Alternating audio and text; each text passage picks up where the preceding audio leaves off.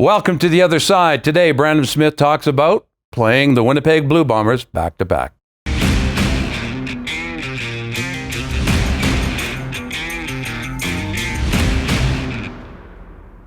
The Other Side is brought to you by Truman Insurance. Community-driven, always honest, always reliable, always there.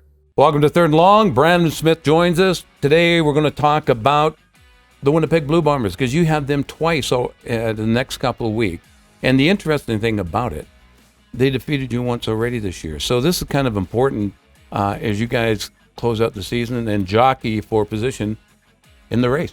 Oh, these next two games are huge. I mean, you know, two of the biggest games of the year because right now, I mean, the West is so tight to where, I mean, you can jump. Right now we're in first. We can easily fall to third, you know, if we don't capture these next two games. So, I mean, we just have to go out there and, you know, execute the game plan and, I mean, just, you know, have faith and, you know, it's going to be a dogfight. But, you know, we're just going out there to, you know, compete, put our best foot forward and, you know, see let the score take care of itself. Has this team been the same since Nickel went out and since Harris was suspended?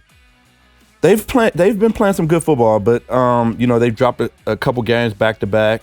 But, you know, now they're getting back to the basics. So, yeah. I mean, they're going to come out, you know, full of piss and vinegar. They're going to be ready to go. They're ready to get after it. And, you know, being that we lost one game to them early, you know, they have the confidence to feel that they can come out and, you know, overcome this game and come out victorious. So we just have to make sure we're matching their energy, matching their effort, and we have to play assignment sound football. What's the key defensively? Is it stopping Harris?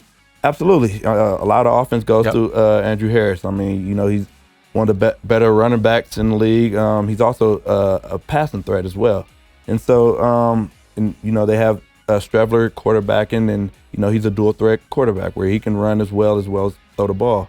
And they have a good receiving core. You know, we can't sleep on their receiving core by no means. I mean, it's one of the better receiving cores in the league. They work well together.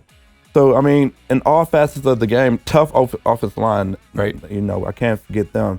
But they're going to come out, you know, ready to go. And, you know, a lot of their schemes, it's pretty good. So we just have to just make sure, you know, we stay close to receivers, you know, Strevler make tough throws, receivers make tough catches, and the assignment down. He looks to run first. I mean, I would like to say so, but, you know, if the receiver's open, he's letting it fly, and he has no problem letting it fly. And so, but if there's nothing open, then, he can run, and he's not looking always to run around you. He's looking to run through you. Yeah.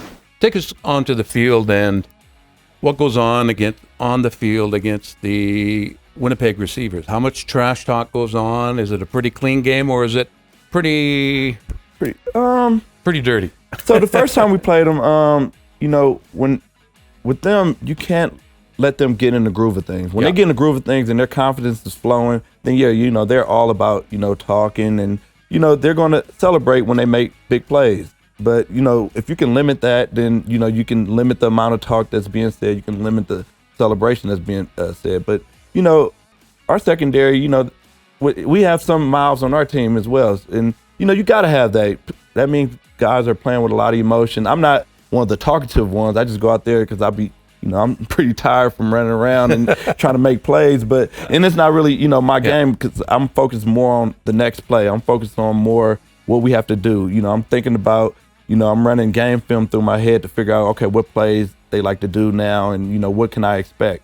So talking is not really my thing, but, you know, we got, you know, some of the younger guys that, you know, that do the talking for us. You know, they're out there and they're fired up and they're getting after it. And, you know, it's all fun. I mean, it's still football, so you got to have some of that edge with yourself. You have an interesting philosophy on special teams because when we look at your year and the games that you've had lost, there's been little dips in the special teams. But you got an interesting philosophy on guys coming up here, may have been big stars someplace, but they don't grasp the finer points of being on special teams to make a team, right? Oh, absolutely. I mean, I think that's one of the things that's challenging coming in, you know, from, you know, being an all-star in college and, you know, possibly getting a shot at the NFL, but it didn't work out. So then, you know, you come to CFL to continue your football career.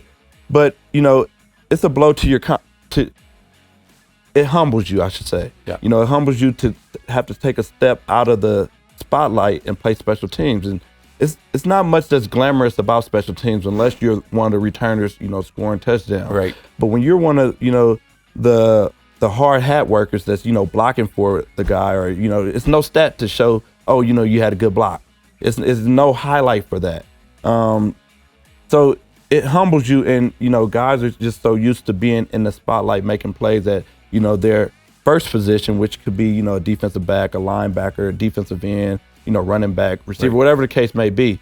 But when they have to take a step out of that light and, start from the ground up again, it's a humbling experience. So guys just can't really, get acclimated right away to it. They have to, engage in that role and kind of, evolve to the position they ultimately want to be at. But first they have to go through special teams.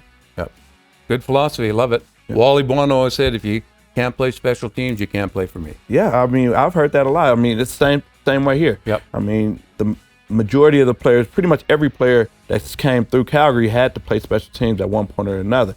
And, that shows the fight in the man. It's saying, okay, you're not going to be, start right away, but you can work that way. But, you got to pay your dues and, Right. and go through the process like Right. everyone else. And, we like those guys here, guys that, want to play special teams, accept that challenge and, go through those lumps, as every player has been through here. And we've seen guys, evolve to great players once they've, got out of the special teams role.